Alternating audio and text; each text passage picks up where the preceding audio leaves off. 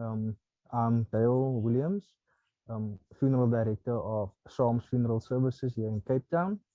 Or when we basically the outbreak occurred overseas in regards to the COVID-19, my personal opinion um, was that it will never come to South Africa. It's abroad, so it will always stay abroad, right? Um, then I got closer to home, and my reaction again was it will never basically hit South Africa until we basically had a situation where the pandemic struck South Africa.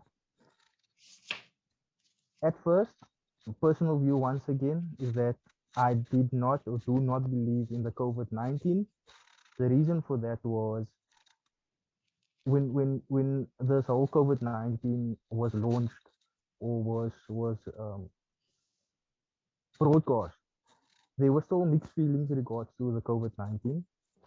And as a funeral director, as well as a family person, you would actually want to go into depth in having the proper answers, the proper feedback, and the proper research in regards to what COVID-19 is all about. Obviously, as ourselves, we had various emails received from City of Cape Town in regards to COVID-19. Upon research, it was just speculation in regards to wording that was given to us. So yet again, there was no real disclosure to funeral undertakers and how it would affect us in the sense of being frontline workers. So once again, we were puzzled. Everybody handled the situation differently until we basically had our first death in Cape Town. We were all struck by it. However, yes, there were scenarios where the person basically had high blood. It was a person that had diabetic. So all these underlying conditions to us was still, how do we diagnose a person to say that that person specifically passed away from COVID-19? With the regulation that we received from the Department of Health, we had to handle COVID-19 corpses in a way or in a manner that we felt uncomfortable with.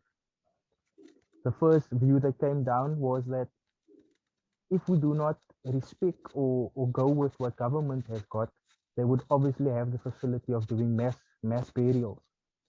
And the first thing would be that families would not actually have the dignified manner to say farewell to their loved one.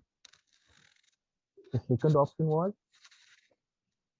all corpses or person or loved ones that passed away at hospital facilities was basically bagged, tagged, placed into a coffin, and we basically had to do the burials. As a funeral undertaker, we were always also struck with various and numerous questions. Question number one, how do you know that it is my loved one? Question number two, how sure are you that that is my loved one that's placed in that coffin? I had numerous calls as a funeral undertaker in regards to COVID-19 burials that occurred where loved ones did not really see their loved ones. In a sense of, there was a protocol out that says that once a person passed away at the hospital, it was the hospital's duty to contact the family, have the loved one placed into an isolation room where the family could identify their loved one. Yes, we do understand there was numerous numbers of deaths. There was numerous numbers that rose. And unfortunately, the Department of Health basically changed the protocol without informing us as funeral undertakers. Upon my last COVID-19, not my last, but my second COVID-19 case, where I automatically told the client that that is the regulation that we have received, that the family should actually go to the hospital, identify their loved one before we could actually do arrangements from there. Because why? That was the only place that the department actually chose that it was the hospital facility. Upon my phone call, the sister in charge told me that unfortunately they do not allow the family to be on the premises anymore because why that would obviously expose the family to the COVID-19. Upon my research, um, I basically went and I asked myself, how would I, as a funeral undertaker, handle the situation? We had numerous questions asked. Like I said, is it our loved one? How do we know it's our loved one? We as funeral undertakers were basically puzzled on how do we actually give a bereaved family the correct answers. Like I said, we had numerous um, undertakers had numerous burials that took place.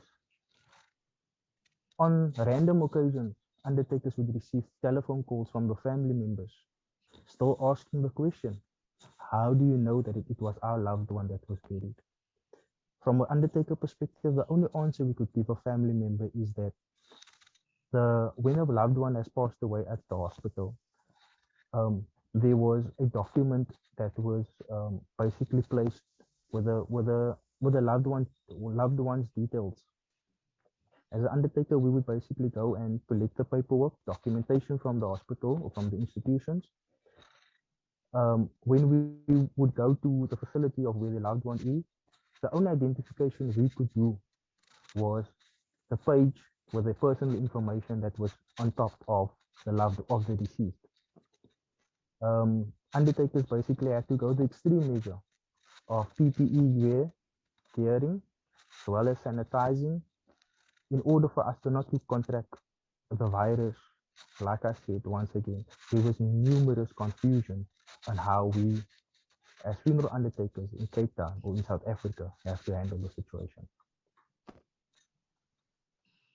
My personal view on when I had a facility was when a family, the loved one passed away in Cape Town, and the family was basically from Johannesburg.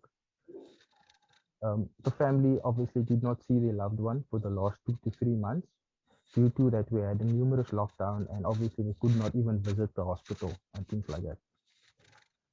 The family request was for me to, before we did the service, I simply want some sort of identification besides me telling them there's a document with the personal information on of the loved one, as well as the tagging facility that we do as funeral undertakers to identify the loved one. It took numerous meetings with the facility as well, where we saw the deceased or the loved one.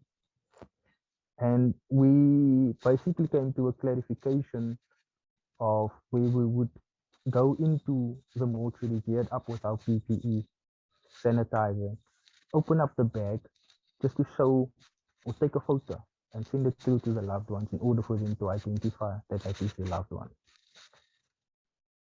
Before we did that, we had a case where an African family buried their loved one in Eastern Cape. The first few weeks in COVID-19 was fine. Nobody asked questions because we followed the protocol. However, in the second week, we had a consultation with the family where the family demanded that they would like to see that it is their loved one as they are traveling abroad. Question that came from the family: what if we get to Eastern Cape or our ancestors, after the ritual has been followed, is telling us that it is the wrong person that has been buried?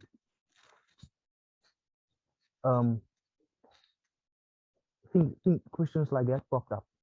And once again, we had to go to the drawing table to ask, how do we actually sit down, or how do we actually handle the situation? What I've done from my personal perspective as a funeral director, as I said, geared up with the PPE, with the sanitizing, we basically had to open up the bags of the deceased, of the loved one. We basically had to do a pre-preparation in order to have the family, or give the family the necessary answers that they wanted. Once again, I would like to reiterate that every storage facility In Cape Town, every mortuary has got a different protocol when it comes to the storage of a loved one, which is COVID-19. There are certain facilities that did not allow undertakers to open up the bags or even show the family that it is their loved one, following the protocol which government has implemented. As myself as a funeral director and the storage facility where I have stored at or am storing at, we basically had a meeting, had the questions asked, and we as a facility with the management came to the opinion of how we gonna make a difference to avoid the questions being asked on the outside. By saying that, we went as follow as like I said, we went ahead, had ourselves geared up with the PPE gearing, opening up the faces, doing a mini prep of the loved one, sending photos of the actual photo to the family member in order for the family to get the comfort that it is their loved one. That went that went fine for the first month because everybody was happy with it until we got the next question. The next question was, yes, he did send us the photos of our loved one. How do we know that that is our loved one that's placed in the coffin? Once again, questions is being asked because why? There hasn't been no real feedback regards to the COVID-19 regulation. There has not been anything from the government side explaining to the public how the protocol would be that they're given to the funeral undertakers. So once again, everybody was puzzled.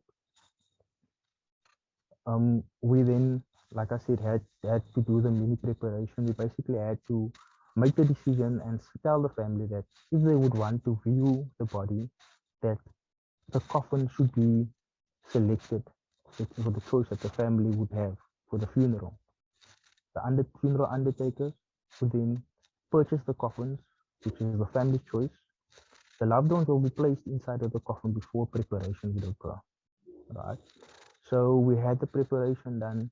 We had the screening of a clear bag on top in order for that family to still come and view their loved one. Once again, we had to go to the books. We had to make contact with the city of Cape Town. We had to ask if it is allowed.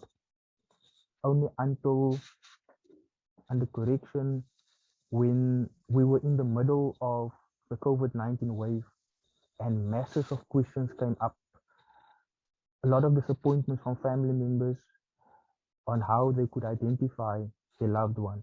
A second um, document came out stating that COVID-19 viewings should only be allowed at mortuaries. Yet, as I said, certain mortuaries did not allow it as they would expose the deceased or the COVID-19 virus to the staff working there, to family members coming into the facility. And the question once again would be, what if a family come and identify a COVID-19 person in the facility and that person passes away the next day of the virus or has picked up the virus within the mortuary facility? Who takes responsibility for that? Once again, as a funeral undertaker, we had to go the extreme route of asking the families once they enter the facility to wear a mask, have themselves sanitized before viewing could occur. On the COVID-19 viewing at the mortuary, we allowed 3 people at the time just to come to the facility to say the final farewell, as the regulation only allows the family to say farewell at the mortuary. Yet again, the question popped up. How do we know it's our loved one placed in the coffin when the service was conducted? A lot of stories roamed around that it's not the correct bodies. Stories roamed around that we're doing services with empty coffins. Stories roamed around that the bodies has already been handed over to government facility for mass burials. And that's the reason why certain undertakers do not have a heart. But the public did not really understand that undertakers were never given the protocol on how to handle it until undertakers went to a training facility, not on how to handle the situation, but how we should handle when it comes to COVID-19. What gearing we should have, what sanitizers that should be available, how we should clean our vehicles, what happens to when we wear PPE, how many times we must change it. That was our protocol that we got on it, never on how to handle it when it comes to the public sector.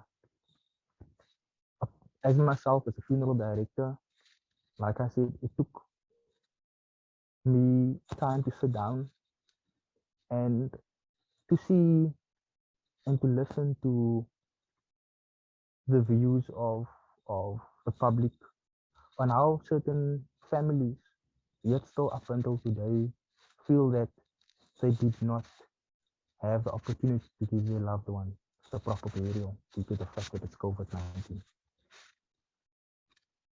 Um, as I said, myself, went to the extreme route of actually opening up the, the faces in order for families to identify their loved ones. The question popped up again on a service that I did. How do I know it's my loved one that's placed in a coffin? What I did was I did the necessary preparation because from my mind to myself, I said to myself, what if you get to a family's house and the family demand you to open the coffin? Know that it's COVID-19, but they still want to identify. Therefore, Psalms Funeral Services has made the call that with every COVID-19 burial that occur, that we will do the normal preparation to open up the coffin for the family, even if they need to come to the house, to just to come and identify that it is their loved one before the funeral could start.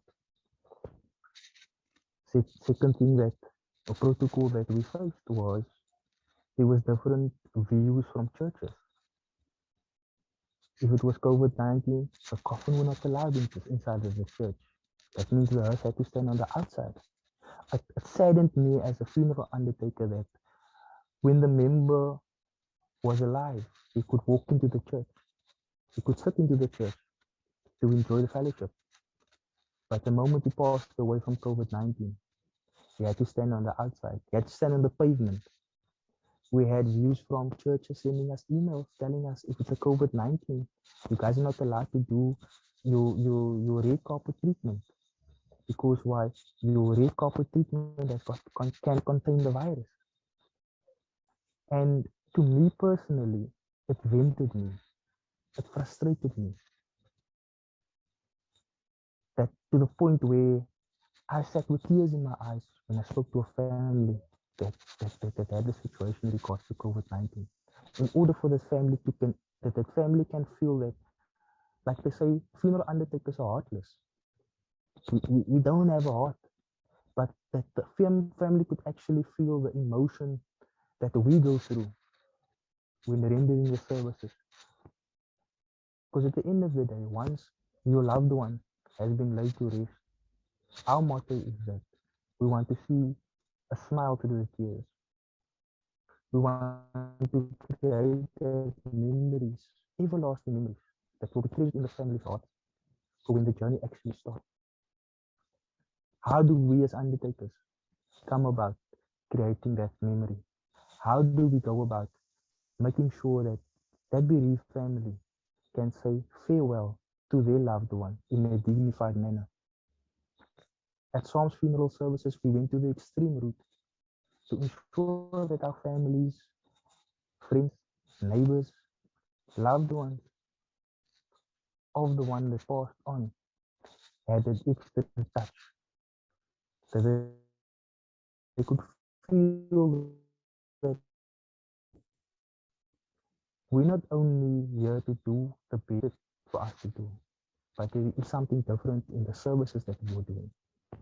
Funeral undertakers went to the extreme route of doing funeral programs, doing bookmarks, just as a token to say thank you for making use of services. Bookmark symbolizes something that the family can carry with them in the Bibles, at the workplace, just a gesture. As we know that the COVID-19 thing has started to become weird in a way for us as funeral undertakers. Yes, we've lost funeral undertakers, we've lost funeral directors during the COVID-19 pandemic period. It, it was saddened and it is still saddened to us as funeral undertakers, funeral directors, that the government has not really recognized us as frontline workers. Numerous questions were posed to us. Why are you guys not being recognized? If they talked on the TV or on media, they would always mention the hospitals, the nurses, the doctors, the fire department, the paramedics, the police. Never in any of the media, news, or interviews, undertakers was mentioned as frontliners. Only until the pandemic hit the highest peak, only then, our president, Mr. Cyril Ramaphosa, mentioned funeral undertakers. The extreme way that we have lost funeral undertakers. That was the only real media mention when it came to funeral undertakers. How do we, question would be, how do we as a funeral undertakers, what do we do in the event of where that family member has lost the funeral director of the company? What benefits was there for us as funeral undertakers from the government side? Up until today, we have different public views in regards to the question. The public think that we have been funded by the government for all the COVID-19 bodies that we have buried. People think that the sanitizing, the gloves, the PPE gear was given to us by government. All those things that we have done or still do that is in place is up to the funeral director, the funeral company, but it's up to their own discretion.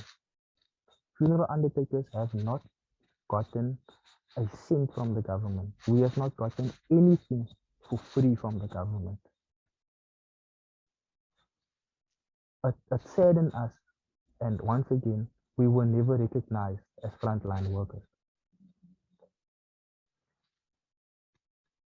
So to be honest with you, I was in my last service before I was diagnosed with COVID-19 was in Appington.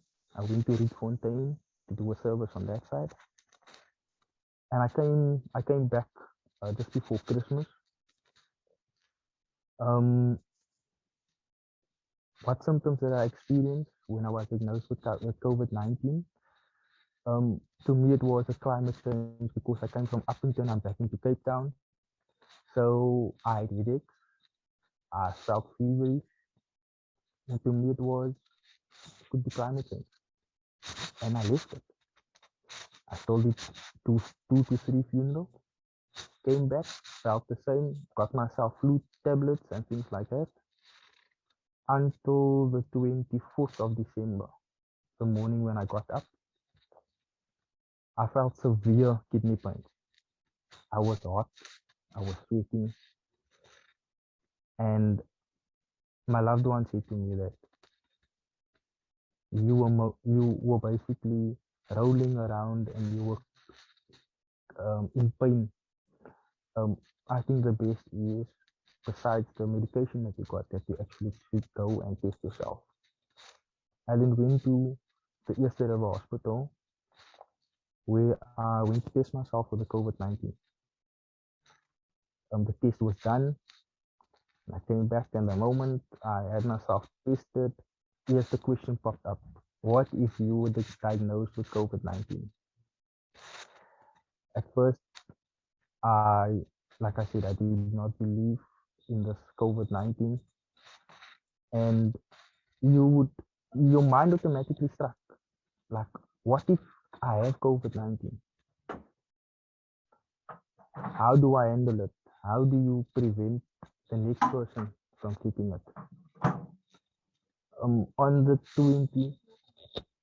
On the 26th of December, the results came through, telling me that I'm COVID-19 positive. Yes, it was a shock to me. And once again, the question pop up: Where did you get? How did you get COVID-19? Was that the mortuary facility because you're handling corpses? Was it in the public sector? You don't really know where you got the virus from. Um, I was out for 14 days out of action. The impact it had on the business was severe in a sense of if you had a service done, you could not actually go see the family. You had to do funeral arrangements via WhatsApp, via telephone call. You had to outsource it to one of your colleagues in order for them to assist.